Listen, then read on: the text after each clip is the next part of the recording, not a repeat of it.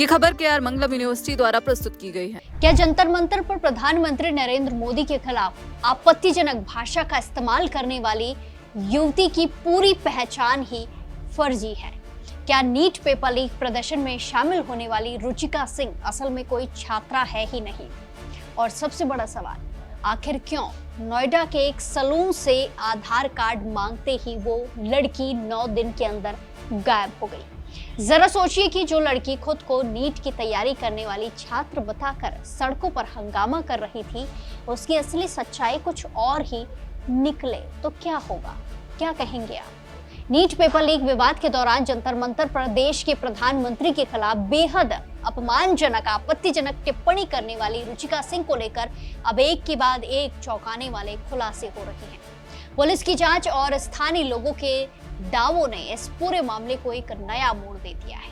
आज हम आपको बताएंगे कि आखिर रुचिका सिंह की असली पहचान क्या निकलकर सामने आ रही है, क्या उसको लेकर दावे किए जा रहे हैं और क्यों वो नोएडा में अपना नाम बदलकर रह रही थी। इस पूरे मामले की शुरुआत होती है दिल्ली के जंतर मंतर से, जहां कॉकरोच जनता पार्टी सीजेपी की तरफ से नीट पेपर लीक के विरोध में छात्रों का प्रदर्शन चल रहा था। सीजेपी प्रदर्शन के दौरान रुचिका सिंह नाम की एक युवती ने मीडिया के सामने देश के प्रधानमंत्री नरेंद्र मोदी के खिलाफ बेहद शर्मनाक और आपत्तिजनक भाषा का प्रयोग किया।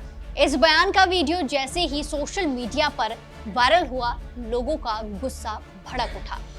गाजियाबाद की रहने वाली और सुप्रीम कोर्ट की अधिवक्ता स्मृति सिंह ने तुरंत एक्शन लेते हुए नोएडा के एक्सप्रेसवे थाने में मामला दर्ज करा दिया।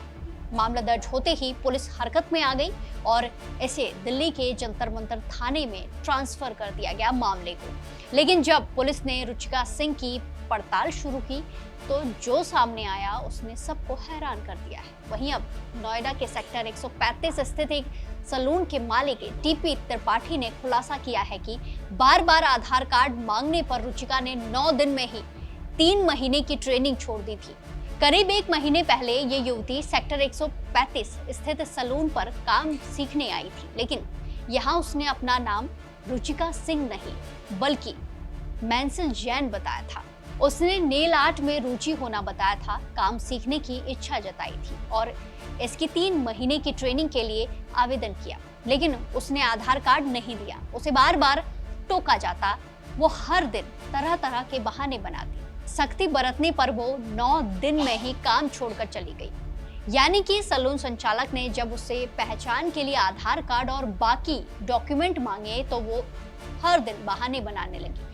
कभी दस्तावेज भूल जाने का नाटक करती रही तो कभी कोई और वजह बता देती थी। करीब 9 दिनों तक जब सलून मालिक ने उस पर दस्तावेज जमा करने का दबाव बनाया तो वो रातों रात ट्रेनिंग छोड़कर ही गायब हो जाती है। सलून कर्मचारियों का कहना है कि उसकी बातचीत और बर्ताव से वो कहीं से भी नीट की तैयारी करने वाली छात्र नहीं लगती थी। उसने खुद को सिर्फ 12वीं पास बताया था। अब सवाल ये उठ रहा है कि अगर वो कोई छात्रा नहीं थी तो फिर जंतर मंतर पर छात्रों के आंदोलन का चेहरा बनकर इतनी जहरीली बातें क्यों कर रही थी? जांच में ये भी सामने आया है कि आरोपी युवती मूल रूप से हरियाणा के फरीदाबाद के ऊंचा गांव की रहने वाली है और फरीदाबाद में ही एक ब्यूटी पार्लर चलाती है। नोएडा के सेक्टर 168 स्थित लोटस जिंक सोसाइटी में वो किराए के मकान में रह रही थी, लेकिन जैसे ही उसके खिलाफ एफआईआर दर्ज हुई, वो अपने फ्लैट पर ताला लगाकर रातों रात वहां से भी गायब हो जाती है। कभी मैंसिल तो कभी रुचिका। उसके इस दोहरे नाम और बदलती पहचान ने अब पुलिस के सामने एक बड़ी पहेली खड़ी कर दी है। ये खबर सिर्फ एक विवादित बयान तक सीमित बिल्कुल भी नहीं रही है। ये मामला दिखाता है कि कैसे छात्रों के जायज आंदोलन का फायदा उठाकर कुछ लोग अपने निजी या राजनीतिक स्वार्थ साधने की कोशिश करते हैं। जब कोई व्यक्ति अपनी पहचान छिपाकर किसी बड़े प्रदर्शन में शामिल होता है और देश के शीर्ष संवैधानिक पद पर बैठे व्यक्ति के खिलाफ अमर्यादित भाषा का इस्तेमाल करता है, तो इससे पूरे आंदोलन की साख पर असर पड़ता है।